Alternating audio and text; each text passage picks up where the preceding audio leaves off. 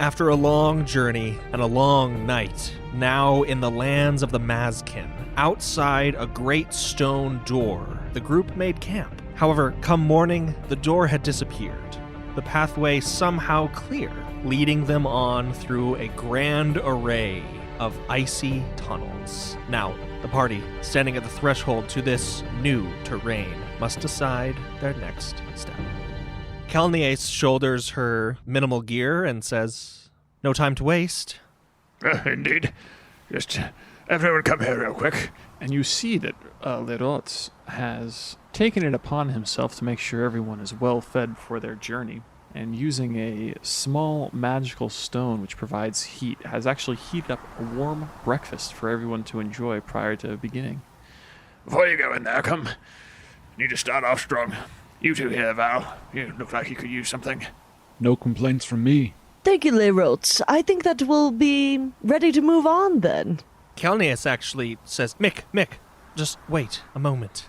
This isn't normal, I should mention. As Natsunero had said, the Mazkin have warded these monasteries against foreign invaders and wayward travelers that so happen upon places such as this. What these wards are specifically, I couldn't say, because they're always different. It's a test of sorts for each one group or individual that passes through. So, I don't know. Whatever we're going to meet inside this cave, I already don't like the look of it. Just steel yourselves. And as she notices the vestiges of her reflection amplified 100 times throughout the cave already, just by standing at its threshold, she gives a little shiver and says, "And don't always trust your eyes." Very well then. Perhaps we should hold on to each other, at least some kind of rope, so that we don't get lost. Thoughts? Agreements? Arguments? I think that's quite wise. Especially if we can't trust our eyes, it's better to trust in something else. Just one moment. And Slititz does pull out a rope, and he just... We could connect ourselves at the waist, maybe, or have everyone hold on to the rope, whichever you think is best. Probably just hold on to it. If we need to disconnect for any reason, it's probably safer that way.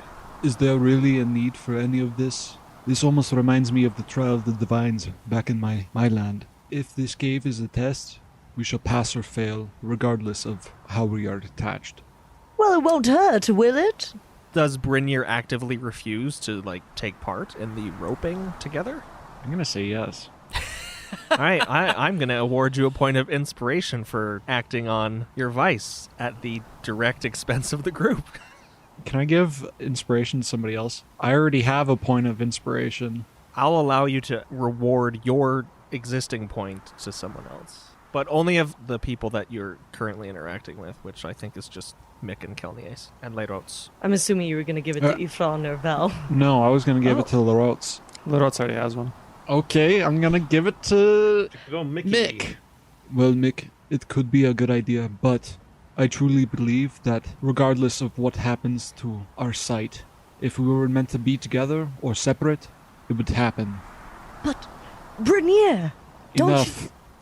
And he moves forward. Jeez, I was going to reference a song that we sang together of "Don't trust in yourself, trust in Mick."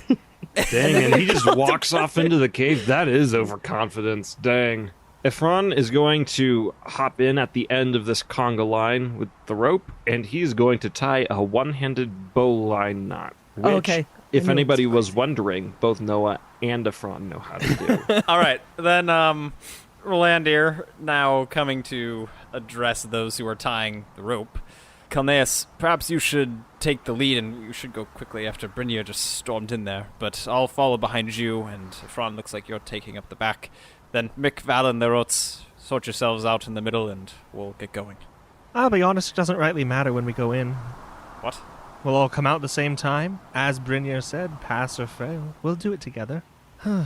Such is the nature of these things. And she tugs on the rope, gives a rasp, and then just trudges onward. Then away we go, into the caves.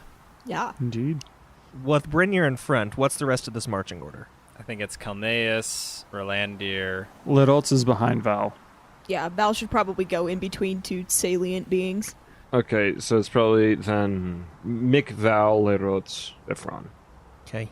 As you're all going through this cave, The ground is covered in snow. Your feet go down maybe 2-3 inches. Nice crunch underneath your boots and such. And you see yourselves mirrored and reflected thousands of times all around you in these shimmering, glittering images of yourself. Light from outside, light from the other side of the tunnel, who knows? Bouncing, reflecting an innumerable amount of times throughout this cavernous network of passageways.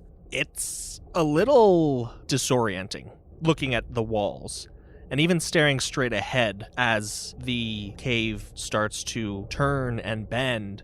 Brynir disappears from your sight, but you still see him reflected. And as you are all navigating this passageway, as it narrows and widens, whether you're in each other's line of sight or simply seeing some sort of reflection becomes less clear. Is the rope still taut? The rope is. Okay. It's not long, however, before Brynir is completely gone from all of your perception, and Kelnias actually comes to a stop once she notices this. Where's Brynir gone? I don't know. She looks back over her shoulder and gives a quick head count. It's a little disorienting as there actually is a bend, like right behind Rolandir. Pretty sharp, like 90-degree angle almost. But she and you can still see the others clear as day in this strange mirrored procession. So we've lost him from our vision. Is it possible that he has gone so far, that, like, is the tunnel twister turn, there are offshoots, or is it just he's gone too far ahead of us and theoretically continuing, it appears like we'll reach him eventually? That's your hope, I'm sure, but whether or not there are offshoot passages is almost impossible to tell. Even looking at the ground now, the snow has begun to drift away as a brisk wind works its way through the tunnels. And even the surface that you stand on is this pristine, reflective ice. Well, I suppose we should just carry on then. I honestly don't know which way he might have gone, but if we just continue on straight, then as you said, one way or another, we'll find our way out. I suppose so. And Kelnias gives the rope a tug, and then the rope just falls as she seems to just disappear. Rolandir he's surprised but not surprised. He's kind of gotten somewhat used to the toyings of the deity, but as Kelnias said, these are Mazkin, so they have their own tricks up their sleeves. He's going to take just kind of a quick look around. He's stopped. Kelnias just disappeared. He's going to take a look now to see if there's anything in particular he can see about the spot where she was standing or where they are now that can give him a better indication of where to go or what might be happening to them. As you bend down, let's do an investigation check. That was a 13 on my investigation check. All right, so then as you crouch down and examine the end of the rope that Kelnias was just gripping before, you push your hand into the ground and almost fall forward as there seems to be a gap or chute of some kind. You quickly are able to grip the edges of it, and going forward again, your hand is just going through air, though it's really difficult to tell with this confusing layout where the ground begins. And I'm not able to, find another side of this hole. It's just I have the edge, and then it just drops. You feel the decline. Okay. Standing back up, Rolandir turns around. Well, we have found our first wonderful feature of these caves. We can either follow Kelnias downward, or turn around and see if there's another offshoot, but I don't want to really get separated again, so... And he just walks forward and lets go of the rope and falls down. As Rolandir proceeds to do exactly what he said he didn't want to, Noah, will you do an intelligence saving throw for Ephron? Good thing my intelligence is +1, baby. Whoa! I think Brynir's is the same. 13. As you peer around after the sudden disappearance of Rolandir and Kelnias, you, Ephron, are seeing golden lights reflected like little burning candles. It's strange. At first, it seems out of place, but then you recognize it as the Hall of 1,000 Flames in the Grand Vizier's palace. Slowly coming into shape in the ice around you, the forms of your friends fading away into the shadows of its great pillars and facades. Ah, I never imagined I would find myself here again so soon. And he starts walking forward. Does he hold on to the rope? He's forgotten about the rope. Though it is tied in a very sturdy one-handed bowline knot around his waist, so... It's true. Val, can you do an intelligence saving throw for us? Surely. I'm actually pretty good at those. Here we go. Ooh, I didn't roll great, but my total, if I could do basic math, is a 16. Laurel, as Val looks around, these images, these people that you've been seeing on the peripheries, you can see them pretty clearly now because of this reflective nature of everything. Mm-hmm. It's your family, and it's Cassandra, and they're just there, standing, looking at you, peering around corners, always slightly obscured, and whenever you meet eyes with one, it darts away behind some unseen corner. Cool. I think Val is... I mean, he knows he was warned to be distrusting of his sight, but I do think that he wants to speak to these images, so he'll say to one, "Why do you come here?" And you see the form of Cassandra poke out from behind one of these corners. And are you kind of disregarding the rope at this point? Oh, absolutely. Val was barely paying attention to the rope as it was. I will comment. Lerots is paying a ton of attention to Val. That is true. And so is Lerots disregarding the rope. Lerots is holding tightly to the rope, and Lerots is about to grab Val's arm if Val decides to let go of the rope. Is Mick still holding onto the rope in front of Val? You betcha. Uh-huh. Well, then, Lerots and Mick, you start to feel a tug behind you as Ephron starts walking backwards, looking around, and saying something about never being here before, never wondering to be here again. Lerots is going to try to roughly yank on the rope, pulling Ephron along with them, and reach out and try to grab Val as Val walks away. Ephron, pull yourself together. And then Mick tries to, also sees Val wandering off, but tries to tug at the rope to indicate to Ephron to come back. It'll require one of your full attention for each of these issues, so... Lerots is more interested in Val than he is the rope.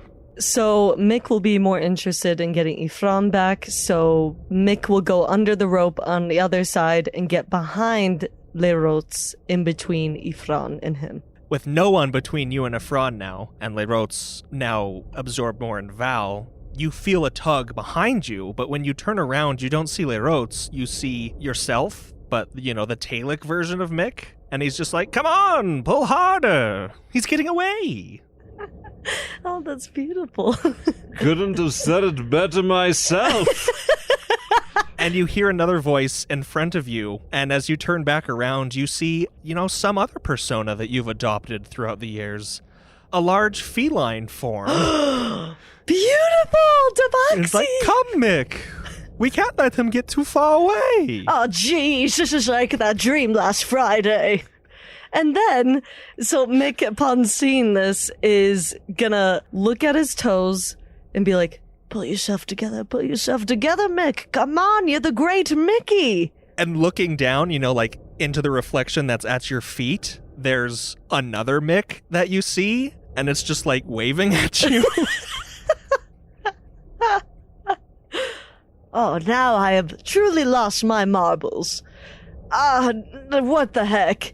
And so Mick closes his eyes, still holding on to the rope, feeling on the rope until he gets to the end, and he feels for Ephron, who's attached to it. As you feel a form, it's not in clothes that you remember having been upon Ephron. Do you open your eyes? Oh my gosh. Yeah, I guess so, yeah. You see an elaborate golden ball gown and the face of Lady Quenberg, and she holds out a red and blue, you know, child's plaything marble.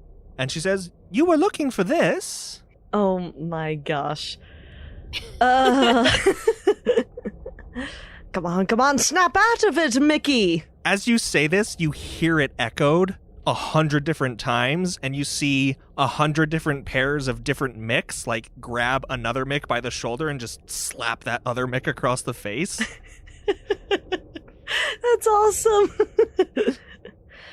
Oh my gosh. Okay, and As Quenberg also grabs your shoulder, repeating your words and slapping you across the face. And I feel it? Oh, yeah. Oh. It stings. Oh. Well, what stings even more is that they slapped you with their glove. Oh, And that's not- classy. And not their hand. And it was They wet. Yeah. Quenberg, please, my lady, that really hurt. And she leans in like she's telling you a secret, and she's like, actually, it's not Quenberg, it's me, Mickey. My gosh. Oh, for the love.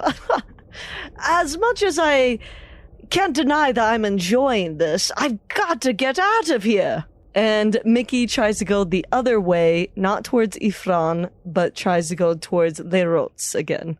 It's impossible to make out Les Rots among this cacophony of Mick voices and Mick bodies that crowd every icy surface you see. But you try nevertheless.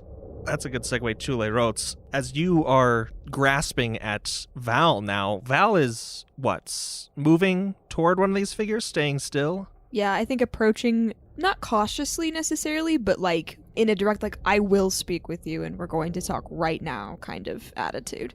And this image of Cassandra steps out from behind one of these icy shelves, and she just points to herself and looks a little abashed as she, oh, you want to talk to me? Am I talking to her, or is this LaRote's nightmare? Les Rots is seeing you talk to a wall. Okay, cool. To the wall, that is Cassandra in Val's mind. Are you dead because of me? Child, no.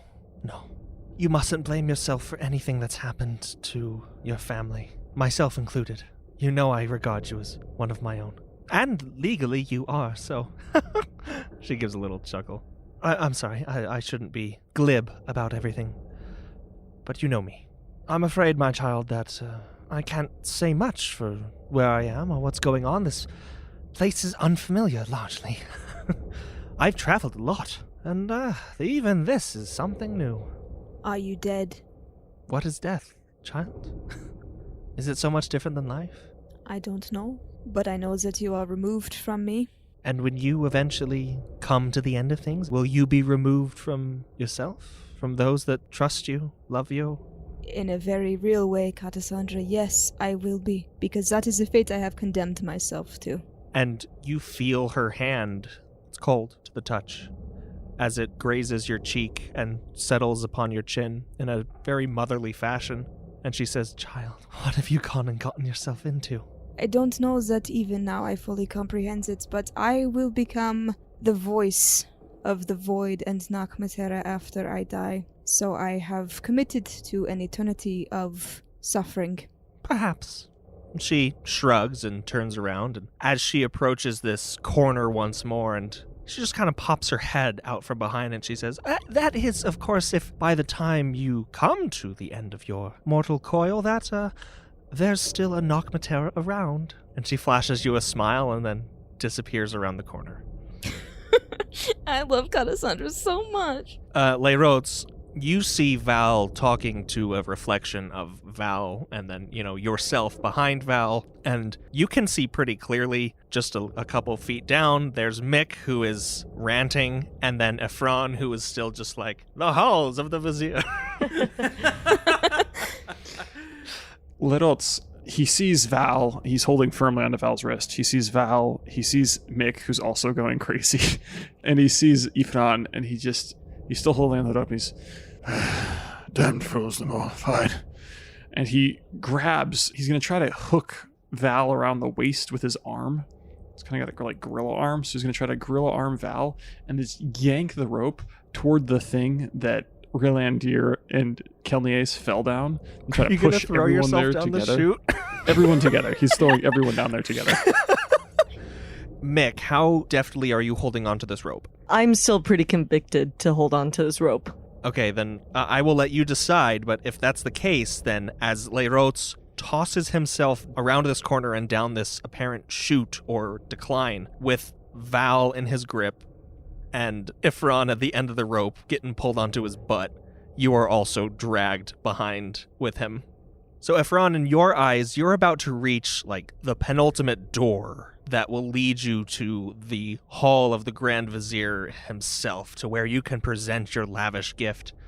And suddenly it just starts getting kind of tunnel vision-y and pulled away from you as you are wrenched off your feet. Yeah, Efron isn't, like, fighting this at all. Now he's just thinking, oh, this is kind of weird. I don't remember the Vizier's halls being wet and slick as he feels the ice, on his bum. And so he's not going to fight it. He's just going to let stuff happen. Brynjar, as you travel throughout the caves, you feel, like I said before, a brisk wind that cuts through these different passages. That seems to be the most obvious route to the outside world once more. What path do you take, then? Do you follow that wind, or go of your own accord? Brynjar's gonna follow the wind.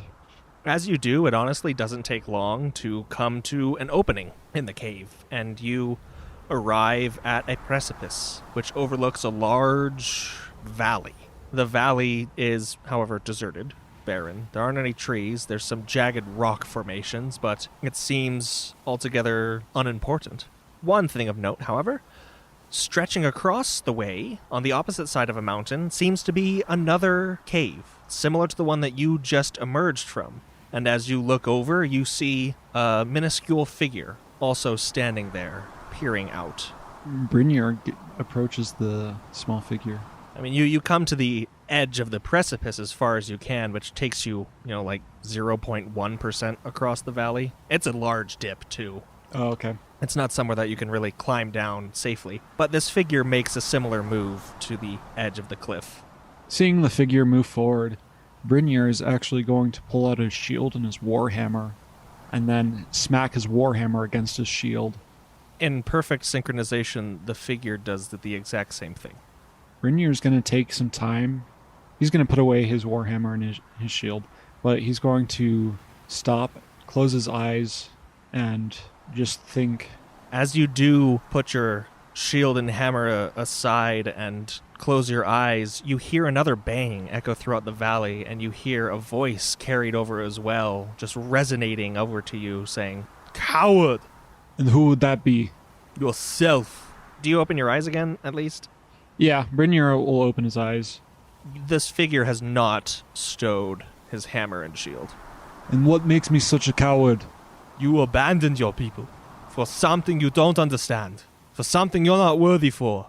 I never thought that I was worthy. I was abandoned by my people. Because of your sins. Do you think the path you're on will lead you to some remission? You are still awash in the blood of others.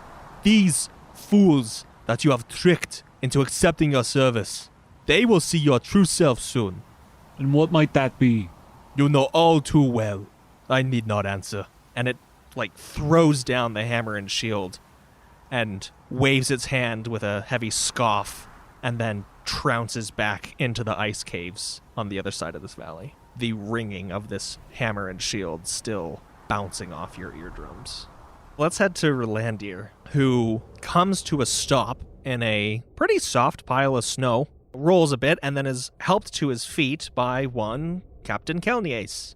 Yes. I don't know if she's still a captain, but She's still a regardless, she'll always be a captain at heart. She helps you to your feet. She looks a little disheveled, a little worse for wear. Her clothes are not as ornately arranged as before. She's drawn back her hood, and her veil is all but forgotten. Are you all right? You dropped down a bit ago. Yes, no, I think so. This place is just playing tricks on my eyes. Why? What did you see?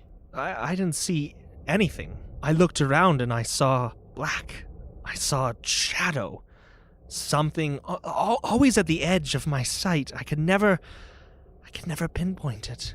And she just, her eyes are wide and she holds her hand above, shushing you even though you weren't even saying anything. And her eyes are just scanning the ceiling, looking back and forth. She's like, "Listen, do you hear it?"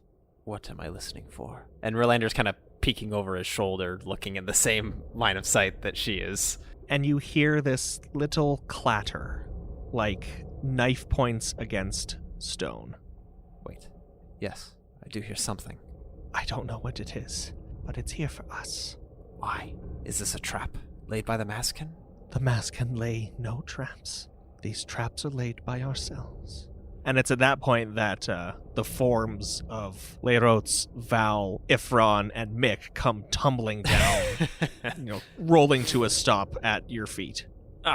Like I said, I don't like getting separated, so here we all are. As if on cue, you see Brynir literally just across the room. You seem to be in some sort of wider chamber. The ground is once again dusted with snow, so you can get a little bit of your bearings. But Brynir is just, staring at a wall, nose to the ice. So Lerots is going to really quickly notice if Mick, Ifran, and Val are all still kind of cuckoo bananas, or if that is largely passed since the tumble. That's entirely up to them. Okay. Are you all kind of cuckoo bananas? Are you a little crazy town banana pants?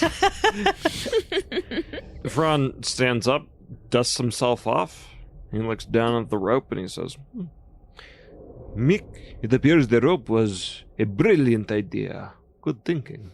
Why, thank you, Ifran. I thought so myself. And if I was crazy, I would see myself in the reflection and wink at it. But since I'm not crazy... You actually, as you do that, you see one reflection that is unlike the others, and it is the changeling Mick, with this fiery red hair and these pale eyes and pale skin, and it winks in return before dipping around a corner. Beautiful. And then Mick kind of, finally having some resolution with that, kind of shakes his head a little bit, smiles to himself, and returns to look at Lerots. Does Val still see the, floater after image kind of, soft focusing? Are they still there? Yes, but very faint. Okay. I think the fall probably jostled him enough to bring him back to the present, so he'll look at Lerots and give him a nod. All right, Lerots, upon seeing that mostly everyone is fine again, he gestures for Lerots. All right. Take care of that fool, get his nose out of the ice, and let's keep moving. I'm going to guess it's going to hit me soon, so... Just close my eyes. And Rolandir kind of just waves his hand as he starts walking over to Brynir. Yes, unless you're certain this isn't something from your food, Lerots. And he kind of shoots a wink at you. And then he continues and he kind of shakes Brynir on the shoulder. Well, as you're approaching Brynir, you actually hear him say a few words. Yes, I may be a monster, but this monster will fight for what is right. And then, in Brynir's head, he walks back into the cave. As you turn back into the cave, you come face to face with Rolandir and the rest of your companions getting to their feet and their senses in a larger chamber. Seems like you all passed your test. Yes, I wouldn't say all of us necessarily have experienced something like... Well, I don't really know what it is you guys have seen or experienced, but either way, we're all still here together, and, pointing at Kelneus, I think we may have something that could be tracking multiple of us, because we both heard it. And he kind of motions for Brynir to follow him back to the group. We heard something like metal clattering on the ice. We can proceed. Is there any, clear direction that they should go down here, or is it just a wide open room? It's a pretty wide open room, oval in shape almost. Still a bit irregular. The ground is also uneven, but like I said, dusted with snow, so it's not as hard to get your bearings.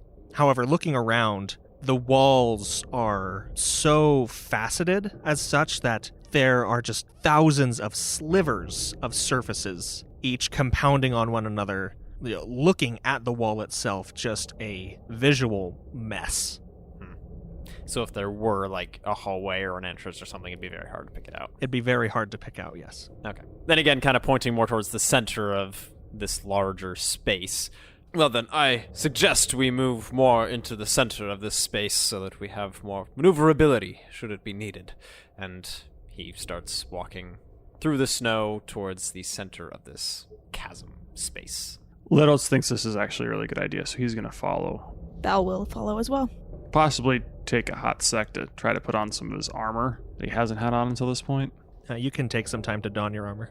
Kalneas, however, is unmoving, and she is crouched down almost to both of her hands up to her face, just like tapping at an invisible something in front of her, and she is constantly looking back and forth, darting every which way.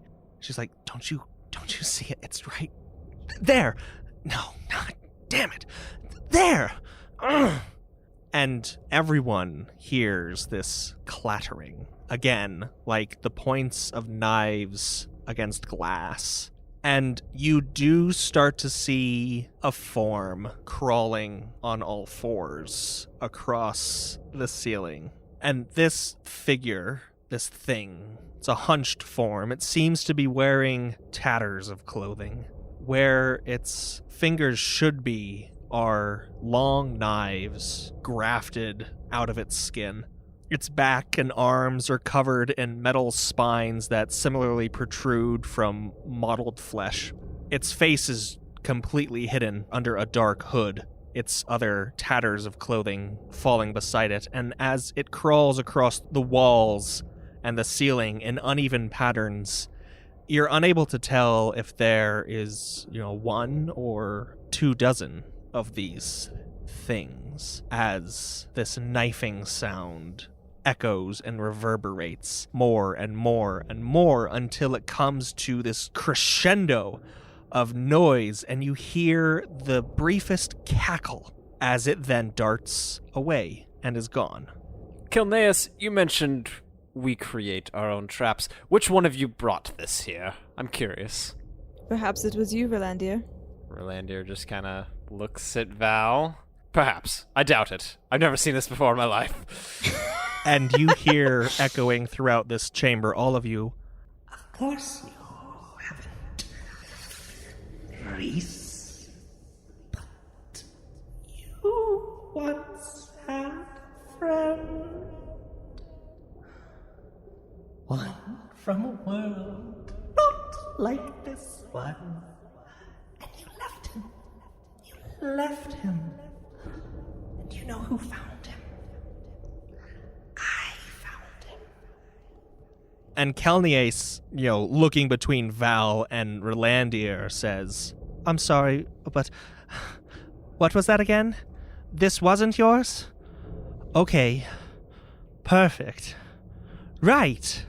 And she draws 2 very short daggers from the folds of her clothes and prepares herself for a fight.